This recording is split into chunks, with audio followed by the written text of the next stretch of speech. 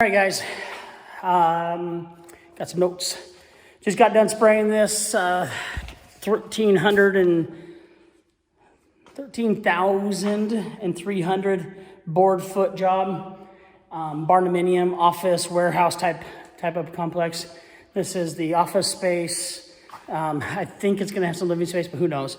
This is all the warehouse and shop space.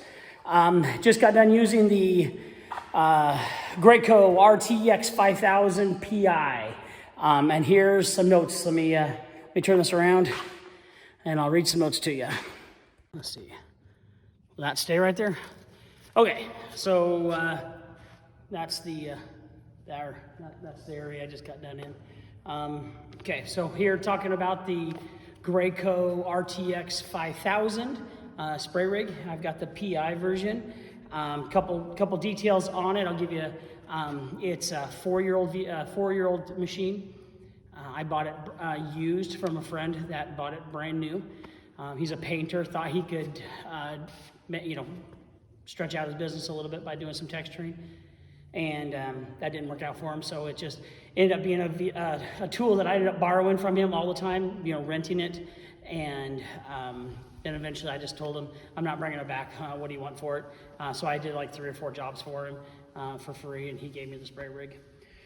I've done in 4 years, I've done about 30 projects with it that would be considered larger projects. So a 200 sheet house, 150 sheet remodel addition, a 300 sheet warehouse. And with all that, it's served me pretty darn well. He bought it for just a little bit over $4,000. That was 4 years ago. I think it's going for about $5,000 right now. All right, so the bad part about it, other than a couple parts, I just replaced what's called the Smart Start system on it. That was $330 and took me about 2 hours to do. Directions from Grayco were a little bit less than desirable, but we got it figured out. And the petcock, the turn air valve that's right on the actual gun itself, has gone out. I have bought an extra 50 foot of hose, or an extra 25 foot of hose, so it's pushing 50 feet of hose. So those are kind of the bad things about it. The tires don't hold much air anymore. I pump them up and they leak out. But for a four-year-old machine with that much work, it's done pretty well. Okay, a couple tips on using it. Number one is don't step on the hose. It's not like a full-size spray rig where it's got a really rigid hose. This hose is pretty flexible. So if you step on it, it's just like kinking a water hose. The texture pattern is going to change. So that really sucks when you're in the middle and you got your groove on and you or your helper steps on the hose. On the same note, it'll kink in it. So if you're pulling it around the house, always be aware that it might be kinking around the corner, or you could be kinking it right at the bottom of the gun. So just kind of keep an eye on that. Some more tips are stick with the texture mud. I was using,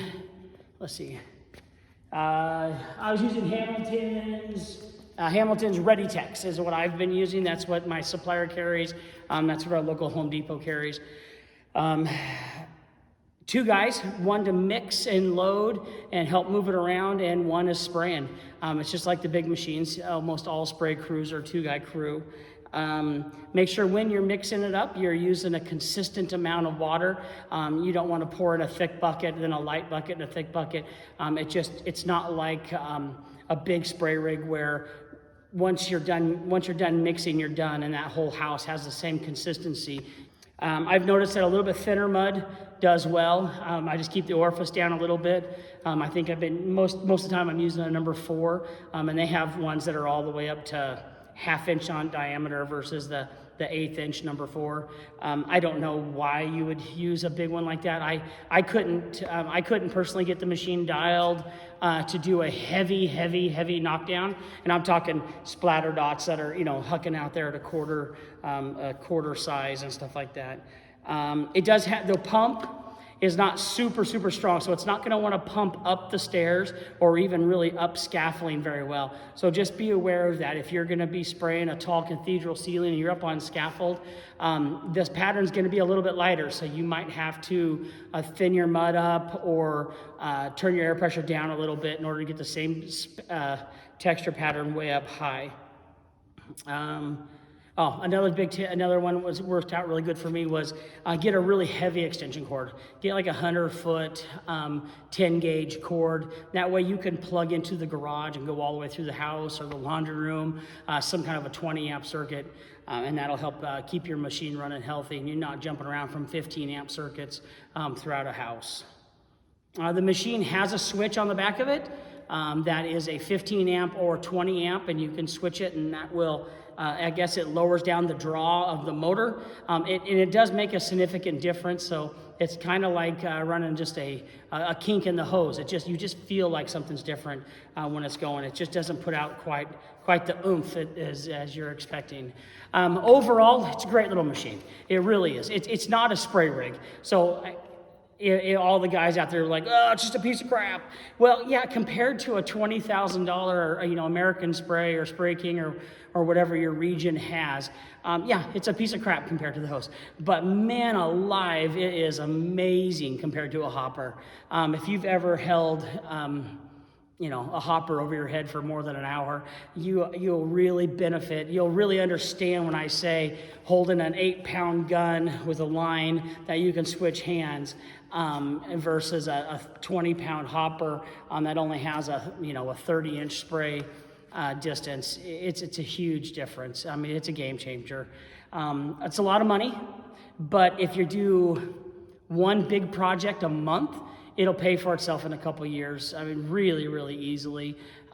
It's worth the investment, in my opinion, especially if you're a part-time drywaller. For me, my company, we're a general contractor. We do kitchen and bathrooms, new construction additions, and I just happen to do a little bit of drywall as well, mainly on our own projects. But like this one, this GC is a really good buddy of mine, and he uses us for his drywall, so it just works out great. So again, like and subscribe. I'm going to put out more stuff like this. I guess you hear that from every YouTuber. Yeah, overall, it's a great machine. I've had really good luck with it. It's been able to finish every project I started with.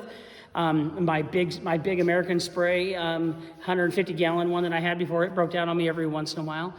This one I've been able to keep it working, and it's been worth it. So again, if you like this kind of stuff, hit the like and subscribe. If you have any questions regarding this machine or any other construction stuff, just leave it in the comments, and I will reply to you, and maybe I'll make a video on your guys' ideas. All right, hope you're having a great one. Take it easy. Jeff Walters from The Helpful Contractor.